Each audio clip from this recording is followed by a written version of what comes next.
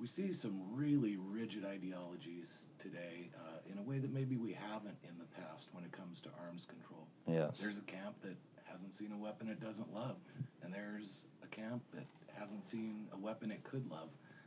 Yes.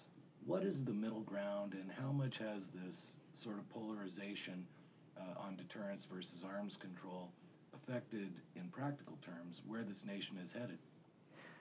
Yeah, well, for the longest time, there always was a bell curve of views about arms control and strategic weaponry. And as you point out, at the tails, it used to be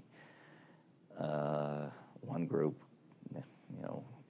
never saw a weapon it was much enamored of, or a negotiation it wasn't fascinated with, and the other end, just the opposite. What's happened is that bell curve's been chewed up by the tails such that they've taken over the hump. There's almost nothing left. But in the old days, in the 60s and 70s, there was a notion shared by people like Carter and Reagan, which is kind of interesting, yeah, that you used advantage or sought advantage to get an agreement, to get out or to cap or to channel a competition so that you wouldn't have to spend as much or take as great a risk.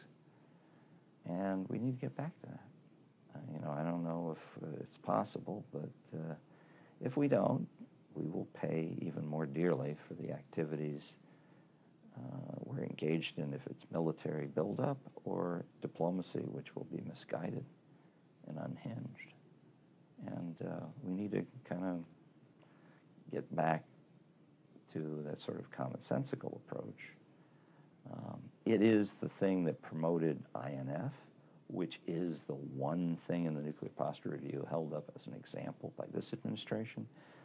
So it isn't as though there isn't a point of possible intellectual consensus, but we have to get back to it.